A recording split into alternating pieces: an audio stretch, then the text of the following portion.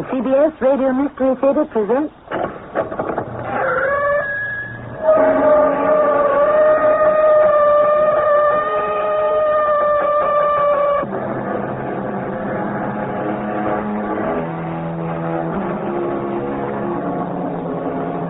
Come in. Welcome. I'm Tammy Grimes. A little test. Now, right off the top of your head, how many immortal literary phrases come to mind? I'll go along with you. None but the brave deserve the fair. To err is mortal, to forgive divine. O death, where is thy sting? And last but not least, elementary, my dear Watson. Yes, dear Mystery Theater fans, you have made the correct deduction. We are about to embark on another adventure with the fabulous Sherlock Holmes and Dr. Watson.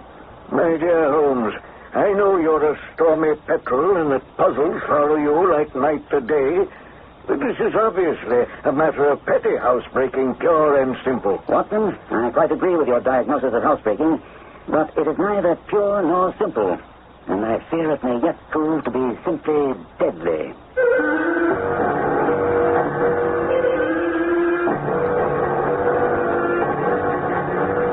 Our mystery drama, The Reigate Mystery, was adopted especially for the Mystery Theater by Murray Bennett and stars Gordon Gould. I'll be back shortly with Act One.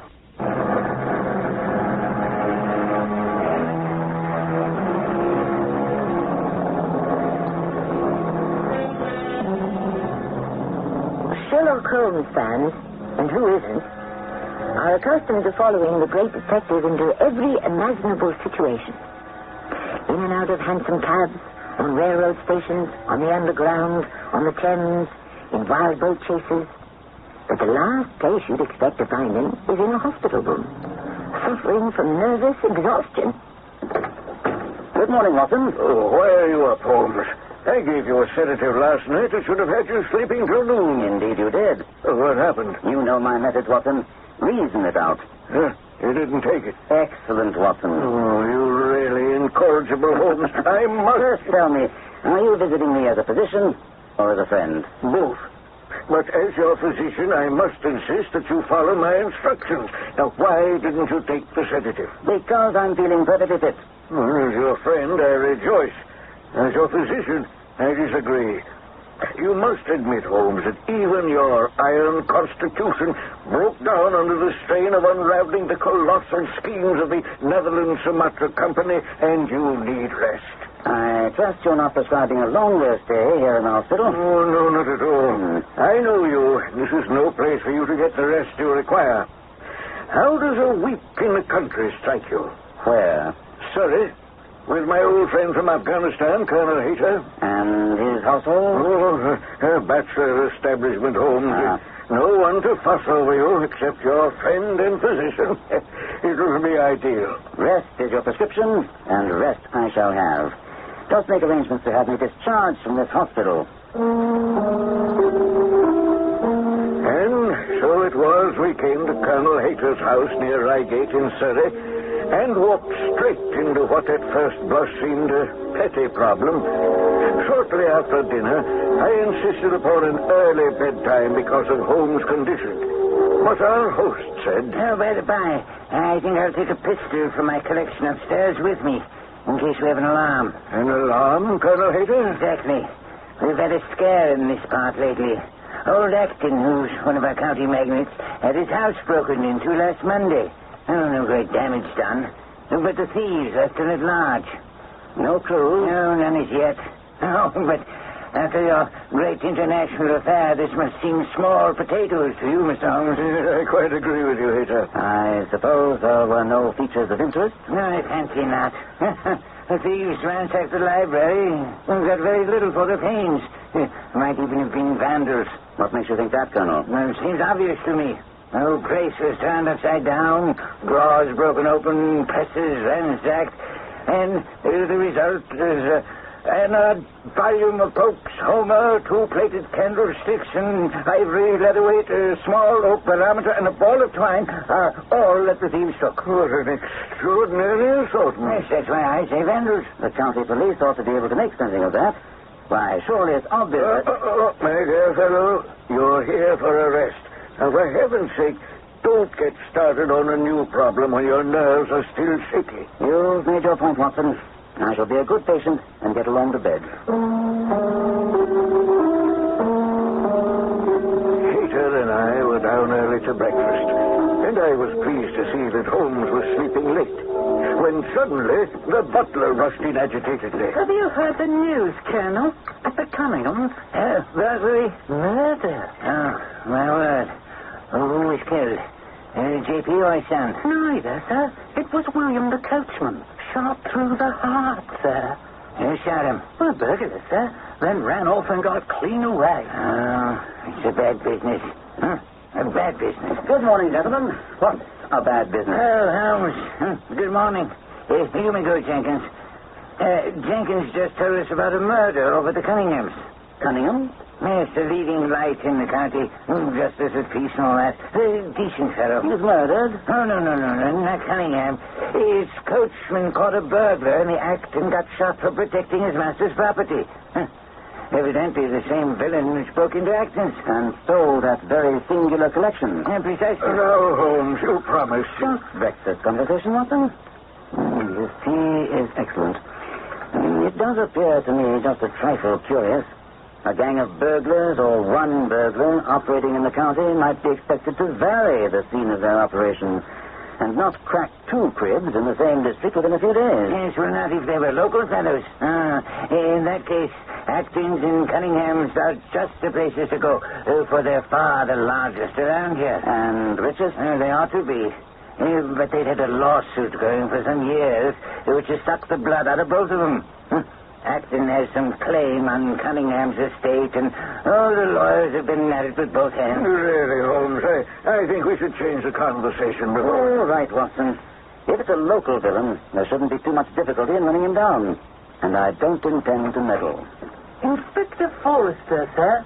Good morning, Colonel. I hope I don't intrude, but we heard that Mr. Holmes of Baker Street is here. Inspector. Yes, he sits across from me now. Oh, Mr. Holmes, if you don't mind, we could do with a bit of assistance. The fates are against you, Watson. We were chatting about the matter when you arrived. Perhaps you can fill me in on some of the details. Gladly. We had no clue in the Acton robbery, but here we have plenty to go on. And there's no doubt that it was the same party in each case. The man was seen. By whom? The Cunninghams, father and son. The elder Mr. Cunningham saw him from the bedroom window, and young Mr. Alec saw him from the back passage. What time was this? 12:15. Mr. Cunningham had just gotten to bed, and Mr. Alec was in his dressing gown smoking a pipe. And? Well, they heard William, the coachman, crying out for help. Mr. Alec ran down to aid William. The back door was open, and as he reached the foot of the stairs, he saw 2 men struggling. One of them fired a shot. The other dropped, and the killer rushed across the garden and over the hedge. And there was no pursuit? Mr. Alec stopped to see if he could help William. So the killer got clean away. Any descriptions? Only the glimpse old Mr. Cunningham got from the window. Beyond the fact that he was a middle-sized man and dressed in some dark material, nothing. And what was William doing there at that time of night? Did he say anything before he died? Not a word. Do you have any theories? Well, the Acton robbery has put everyone on guard. William lived at the lodge with his mother, and since he was a very faithful fella, I imagine he walked up to check the house and, came upon this robber just as he burst through the door. Burst through? The lock had been forced. Did William say anything to his mother before going out? Well, she's very old and very deaf. I'm afraid the shock has thrown her into complete senility. Pity. If that's all, there are a few small matters I should like to examine. There's one other thing, Mr. Holmes. This piece of paper was found between the finger and thumb of the dead man. It appears to be a fragment torn from a larger sheet. May I? Of course, sir. On my word, Inspector, this is extraordinary. There are much deeper waters than I thought. Well, you notice, sir, that the fragment we have reads... At 11:45, learn what may be... And that leads you to surmise, Inspector? Well, that it may have been an appointment. The exact time, 11:45, would suggest that. And then that opens up the possibility that William was some kind of accomplice. That's an ingenious and not entirely impossible supposition. But the writing, Inspector, the writing opens up a whole new area of complications which must be explored. Come, Inspector, there's work to be done. And Watson, you and you, Colonel, will have to excuse us. I must say I was a bit put off by being pushed out of the investigation in so cavalier a fashion by Holmes. But Holmes later gave me the reasons for his decision and also filled me in as to what steps he took. His first request was to visit the morgue with Inspector Forrester, where he examined the clothes of the murdered coachman. He certainly died from a revolver wound, Inspector. Well, had you doubted it, Mr. Holmes? It's well to test everything, Inspector. There are some very interesting things about his clothes. Remarkably neat, I should say. And their very neatness tells us a good deal. If you're referring to the fact that it supports my theory that he was there because of the appointment, well, I'll agree with you, sir. That's quite possibly. But more than that, Inspector. Much more. What's that, then? I suggest you refer to your notes. I have no doubt that you'll come to the same conclusions as I did. Did he have a wallet? Oh, here. Nothing's been touched. £2, an identification card, a receipt for some gloves, and... what's this? A photograph of a girl. Uncommonly handsome, I'd say. She is indeed, sir. That's Anne Harrison. His girl? Well, that's hard to say, Mr. Holmes. Annie is, what you might call a free spirit. I think we should visit her. That's not possible. She disappeared a few days ago. Her family's upset. Doesn't know where she is. Have they reported her missing? Oh, no, it's not like that. She left a note saying she was going to London and she'd be gone some time. Does she have friends in London? None that we know. Was she still seeing William before she took off for London? Well, it was kind of an off-again, on-again thing. Sort of difficult to explain. Inspector, I think our next step is to visit the scene of the crime. Here we are, Inspector. According to your eyewitnesses, the struggle took place about here. Yes, sir. And now? Now you struggle with me. Oh, but Mr. Holmes, Mr. Watson said... Hush, man. We'll only stimulate the struggle. Come on. Out. Come on. Remember, this is a matter of life and death. Enough. That should do it. What are you doing, sir? Examining the ground here. But we can see the marks where the struggle took place just a few feet away. True, Inspector. But I must base my deductions on facts. And facts must be tested. Come along now. We are finished here. Where to? The King's Arms. Well, that's the local pub. Oh, I didn't know that. It was the name on the matchbox William Kerwin was carrying. There'll be nothing there but a lot of gossip. Exactly what I'm hoping. A lot of gossip about a free spirit named Anne Harrison.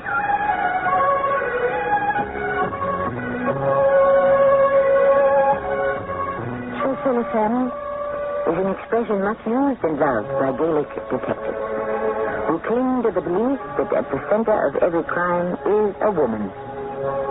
However, in the 1,300 pages that constitute the Holmesian saga, it's a rarity to come upon a case where the catalyst of the crime was a woman. Have we made a discovery? We'll find out in Act 2 shortly.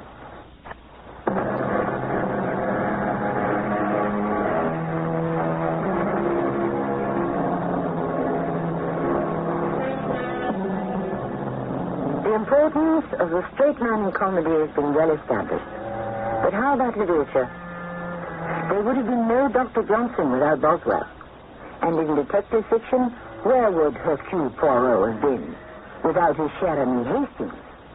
And Sherlock Holmes without Dr. Watson is unthinkable.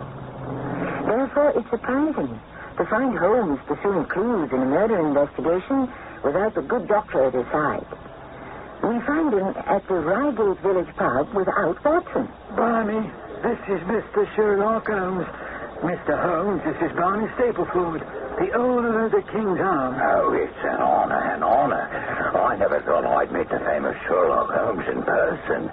Drinks are on the house. Thank you, but it's a little early for me. Mr. Holmes is looking for information about Anne Harrison. Oh, well, that might take some time. You mind if I sit down? By all means. There. Now, Mr. Holmes, what would you like to know? First, did she come here often? If it called 2 or 3 times a week, often she did. But then again, there's not much doing in Reigate. Not for a high-spirited looker like Harry, that is. Oh, no wonder she's off for London. That's where she belongs, if you ask me. Did she have a particular friend among the local gentry? Well, I don't rightly know. You could call them gentry. Although Mr. Acton and young Alec Cunningham are big landowners. But William Kerwin was fair gone on her.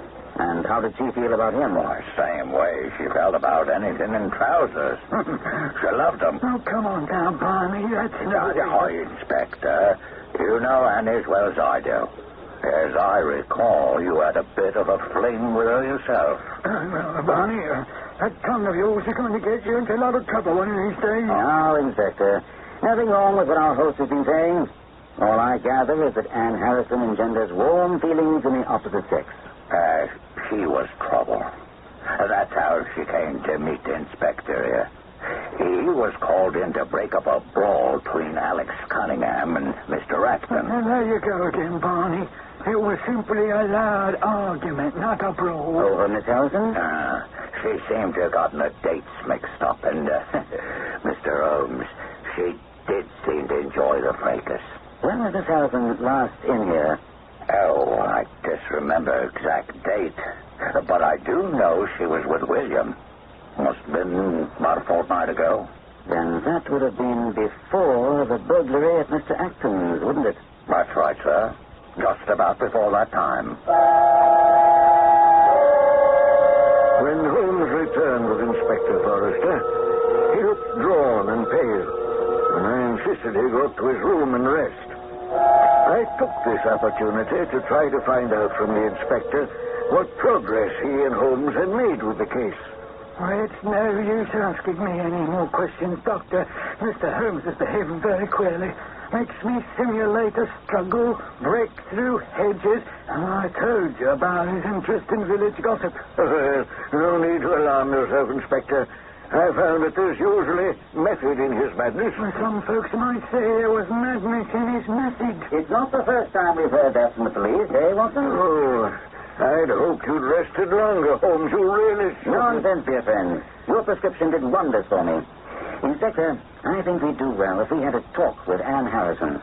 Every effort should be made to locate her in London. Begging your pardon, Mr. Holmes, but I don't see the young lady as a key in this murder. We know for a fact that she was well away before William Kerwin was shot. And well away just before the Acton house was ransacked. What coincidence, probably. Had she ever gone to London before? Not to my knowledge. I prefer dealing with facts, not coincidences, Inspector. The facts are the Acton house was robbed. The Cunningham coachman murdered. Both families are involved in a lawsuit, and members of both families have evinced a strong interest in Anne Harrison, who, coincidentally, is also deeply involved with William Kerwin, the murdered coachman. I take it that you attach no great importance to the scrap of paper found in the dead man's hand. You take it wrongly, Inspector. Whoever wrote that note was responsible for bringing William Kerwin out of his bed and perhaps to his death. How did William get the note? Was it delivered by hand, or did it come through the post? When I made inquiries, William received a letter by the afternoon post yesterday. The envelope was destroyed. Excellent, Inspector. Now, we agree that this is part of a sheet of paper torn out of the dead man's hand. Why was someone so anxious to get possession of it? Well, because it might incriminate him. Exactly. And what would he do with it once he'd gotten hold of it? Oh, well, I have no idea. Oh, I told you the ground was searched thoroughly in the hope of finding him. No, Inspector. If our deductions are correct so far, our criminal was in a desperate hurry. He is not likely to have stopped to dispose of it. And we can buttress this line of reasoning by noting that he was in such a rush, he overlooked the piece left in William Kerwin's hand. Oh, very true, sir, very true. But how does that help us decide what he did with it? The most likely thing. He thrust it into his pocket. If we could get the rest of that sheet, we'd have gone a long way towards solving the mystery. Well, I've heard you were a miracle worker, Mr. Holmes. But how do we get to the criminal's pocket before we catch the criminal? On this, Inspector, exactly the same way you make an omelet without breaking eggs. After the inspector had left, not without giving Holmes a very strange look and promising to meet again with Holmes later in the day, I had questions to put to my old friend. Inspector Forrester is quite good, Watson, but he is inclined to rush things without examining the facts very closely. As a matter of fact, Holmes, he was complaining about your methods as being time wasters. And for the life of me, I couldn't explain to him why you insisted on making sure that William Kerwin had indeed been shot. I never questioned that for a moment, my dear fellow. Oh, but then... Think, Watson, think. What were we told? That the man was shot. Of course. And? And that the intruder or the killer ran off and escaped. Before that, Watson. Before that. Before.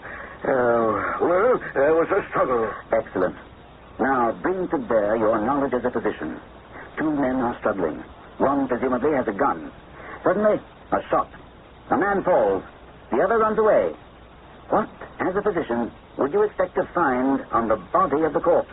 Powder burns, of course. Exactly. But, Watson, not only were there no powder burns on the body, neither could I find any on the clothes that William Kerwin had on him when he was shot. Good heavens. Did you tell this to Inspector Forrester? Oh, I tried to point it out to him, but he's off on another scent. You promised to tell me about the note, and why you were so positive that Anne Harrison hadn't written the note. No one person wrote that note, Watson. What on earth do you mean? No doubt you noted that I made a very careful examination of the corner of the paper which the inspector submitted to us, and it was evident to me that two different people had collaborated on the writing of the note, doing alternate words. But why, Holmes? Why in the world would two people go to such lengths to write a note in that fashion? Obviously, the business was a bad one, and one of the writers distrusted the other, and was determined that whatever was done, each should have an equal hand in it. Then murder must have been a possibility when the note was written. You never cease to amaze me, Watson. That is indeed a most excellent deduction. And certainly, if not murder, a devilish bit of business. Then, of course, we can throw out the possibility that the burglaries at Acton and this crime were in any way connected. I find it difficult to believe that two crimes such as this, committed within a fortnight of each other, and involving two families who are having a dispute, is merely a coincidence. Particularly when you add the complication of Anne Harrison's involvement with both the families and the murdered man. But, Holmes, what is the connection? What could it be? Watson, if we knew that, we'd know everything. But come along. We have an appointment with Inspector Forrester at the scene of the crime. Mr. Holmes, I have news from London, and it may be important. Was she badly injured? Oh, she's in a hospital, but the doctors say that she'll recover. Oh, hold on. I never said Annie was hurt. How did you... Come, Inspector. You have news from London of great importance and interest to me. That news could only concern the young lady, Anne Harrison. Well, that's all very well, but the fact that she was hurt... I know of your personal interest in the lady, and since you're obviously perturbed and flustered, it could only be that she'd suffered some harm. How did it occur? She was set upon by some thugs, robbed and beaten. But fortunately, they caught the rascals. And they implicated someone from this area? Not precisely, but they did say they were hired. I see. Do you recall the name of the officer in charge of the case? Well, I'm not sure. There was something that sounded like, Lester or Lestrade. Inspector Lestrade. I know him. He's a competent man, and we'll have that sort of information from him soon. But I fear we can't wait. I see you placed a constable by the kitchen door, so let us get to work immediately. If you'll be so kind, Inspector, as to go around the front I'll have the constable open the kitchen door for me to enable me to take some tests. And what will you be wanting of me in the front, Mr. Holmes? Times. When I see Dr. Watson appear, I'll want to know the exact time. I'll be waiting, Mr. Holmes. Come along, Watson. Throw the door open, if you please, officer. Now, Watson, I'd like you to go up those stairs about halfway and tell me what you can see. With or without my glasses, Holmes? No, I want you to wear them, please. There, that's far enough, Watson. Now tell me, what do you see? Well, I can see the garden quite clearly. Anything else? Oh, yes, a good part of the hedge that lines the road. Anything in particular strike you? Yes, there's a large bush in the garden near the hedge. Stands out clearly. Excellent, Watson. I'd like you to join me now. What was that all about, Holmes? It was on those stairs that young Alec Cunningham was standing when he saw the men struggling. Come along outside again. And he saw the fellow get away by crashing through the hedge just to the left of that bush. Now, look up at the house yonder.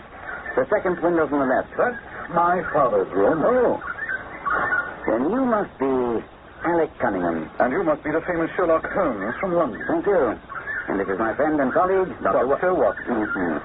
Well, Watson, it seems that our young friend here is acquainted with us. As is the world, Mr. Holmes. I saw you strolling about here and came to tell you that my father's been so upset by the events of the past few days that he has taken to his bed. I'm sorry to hear that. Anything you want to know, I'll be only too happy to tell you. But I'm sure Inspector Forrester has told you everything you need to know. He's been very cooperative, but there are still some questions to be answered. Not by my father. That won't be necessary. It's obvious that your father could very well have seen the two men struggling from his window, just as you observed them from the stairs. Yes, that's right. And then you ran out and knelt beside the wounded man? Correct. I wonder if you could show us the precise spot. The ground is very hard, you see, and there are no marks to guide us. Well, if you wish. Although I don't know what good it will do. I thought you were never at a loss. Yes, but here. Right here is where I knelt down. Just as the inspector told me. You know, Mr. Holmes, you don't seem to be so very quick as you're supposed to be. Oh, well, all of us need a little time. Well, you'll need it. Bumbling around here, I don't see that we have any clue at all. Oh, no, that's not fair. You don't know that if Holmes could only lay his hands on... Good heavens, Mr. Holmes, what's the matter? He's been overdoing it. That's what...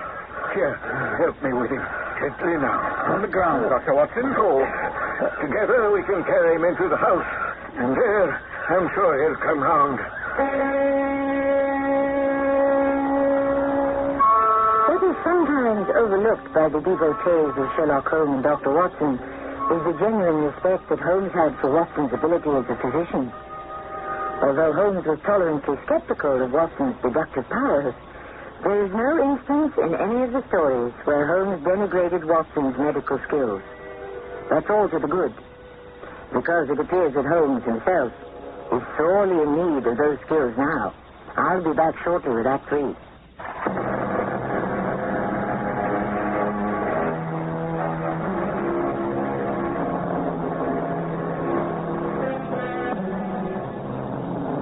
I don't think anyone can really claim to be a real fan of Sherlock Holmes who isn't also a lover of the English countryside.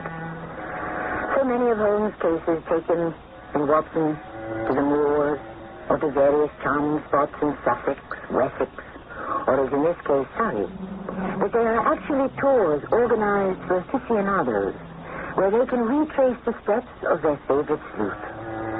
Here we are in the village of Reigate in Surrey, in the living room of the Cunningham house. I'm most dreadfully sorry, Cunningham. I'm sure I put you to a good deal of inconvenience. Nonsense, Holmes. I was worried about you there. You looked rather ghastly. Mr. Holmes has only just recovered from a severe illness. I've probably been overdoing, Watson. Shall I send you home in my carriage? Thank you very much, but since I'm here, there's one point I'd like to clear up. What is it?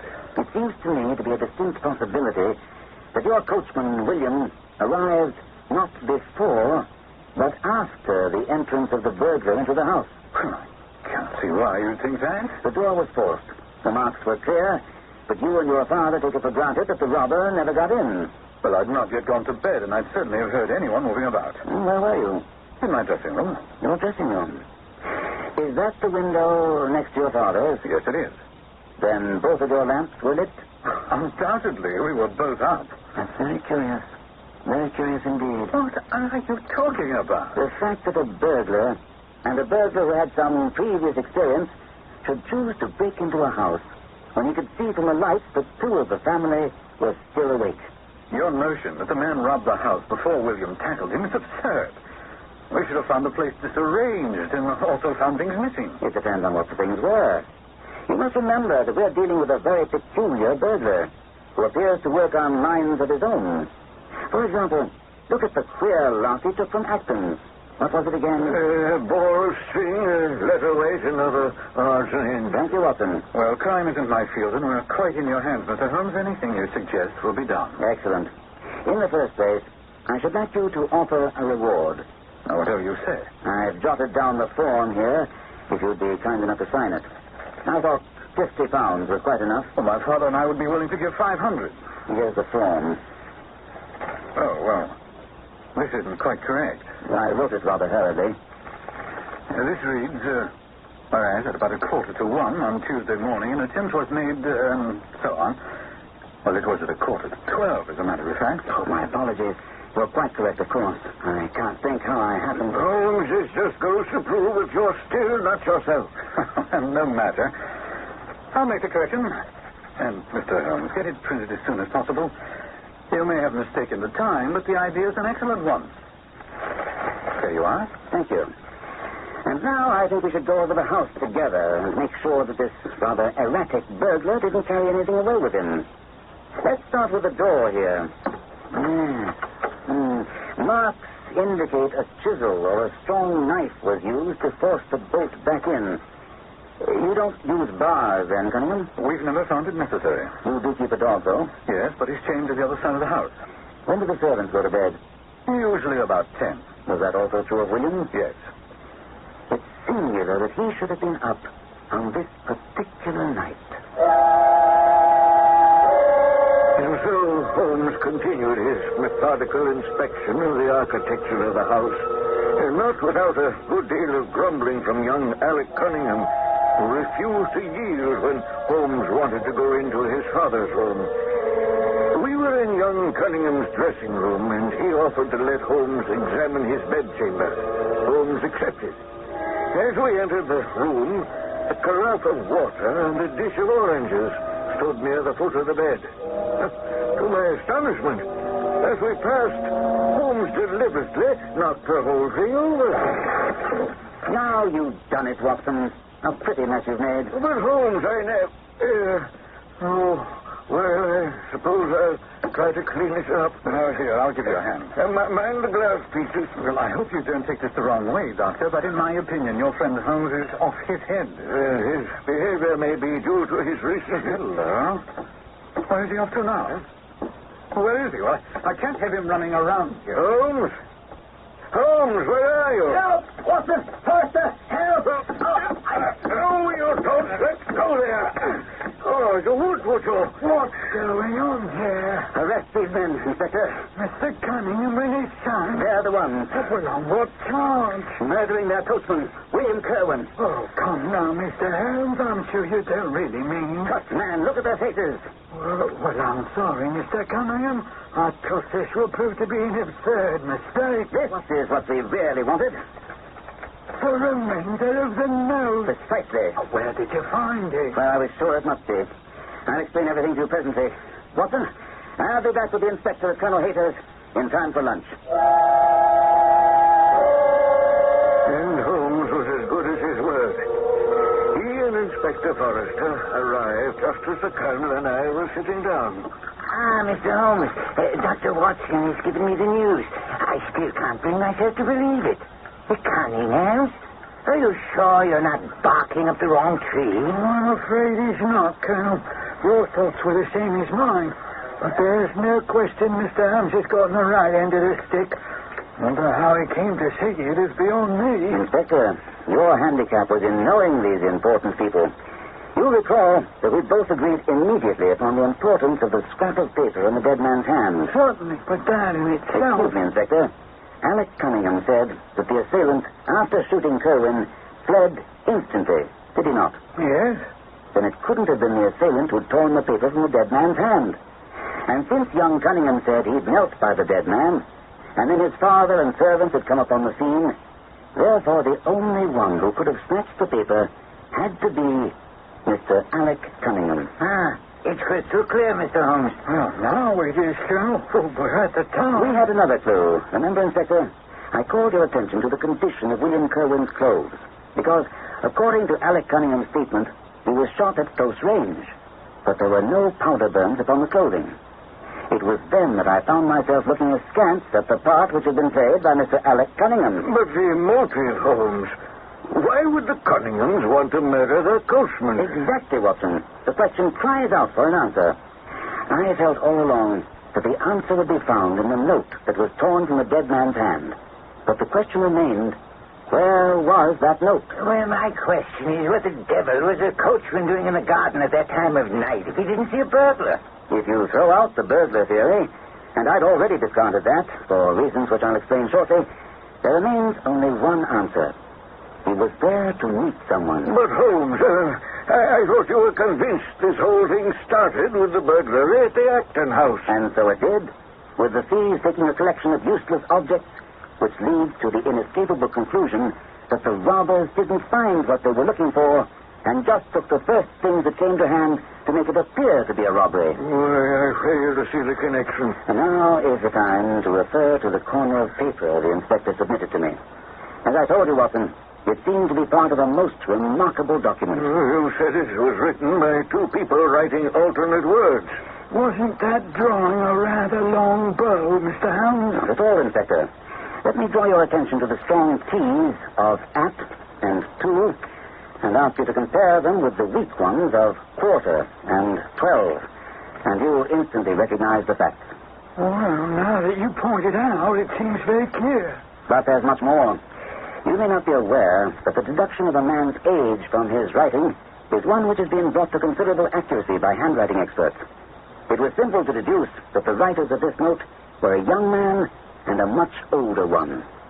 And there's a further and much subtler point. The handwriting belongs to men who are blood relatives. Oh, come, Mr. Holmes, this almost smacks of witchcraft. So that put you squarely on the trail of the Cunninghams. And the note.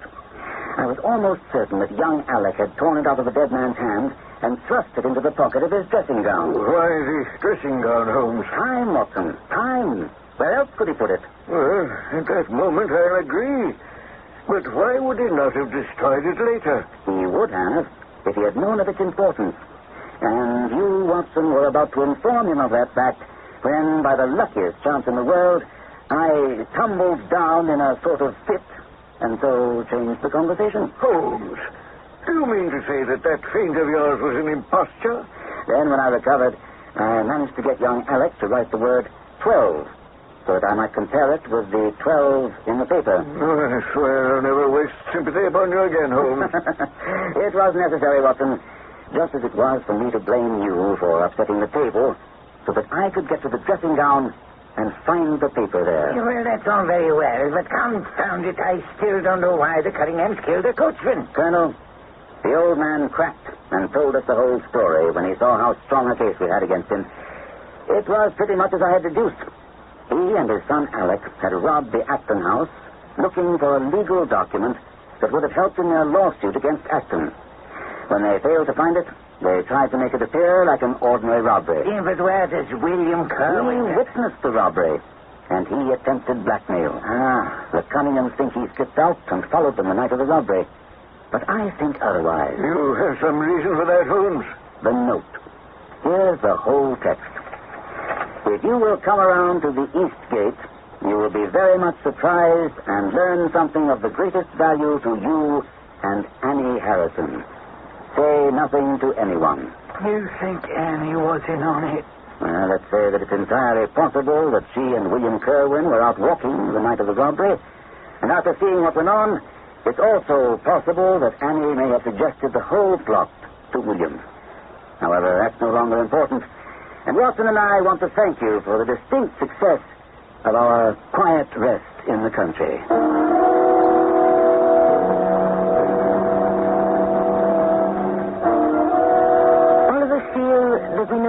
Holmes and Dr. Watson intimately. A tribute to the literary magic of Sir Arthur Conan Doyle.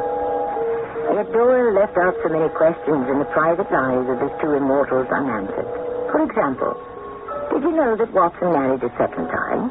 He did, according to a later Holmesian story, but no one knows her name. Simply because Dr. Watson never mentioned it. Well, perhaps therein lies the charm. I'll be back shortly.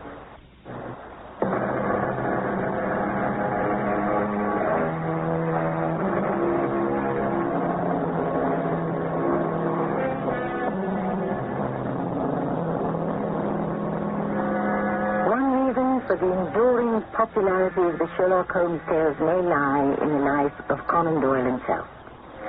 He was not only a writer, but also a doctor, athlete, dramatist, historian, war correspondent, and spiritualist.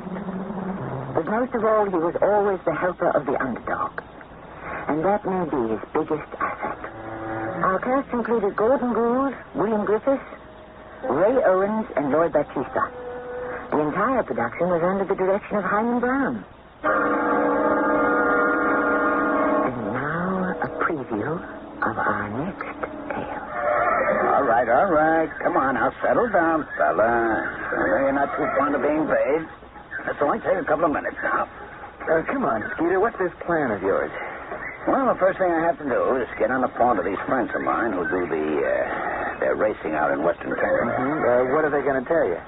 If they happen to have any bay geldings about 16 hands high, racing up there. Skeeter, I hope you're not thinking what I think you're thinking. And what might that be, huh? You're looking for a ringer. Ted, we find a horse can pass a Proud Chief's twin. Except for the fact that this other Proud Chief can run fast enough to win races. We'll be setting ourselves up for some tidy profits. Skeeter, you gotta be crazy even to think of trying to pull such a stunt. Radio Mystery Theater was sponsored in part by White Westinghouse Appliance Company. This is Tony Burns, inviting you to return to our Mystery Theater for another adventure in the macabre.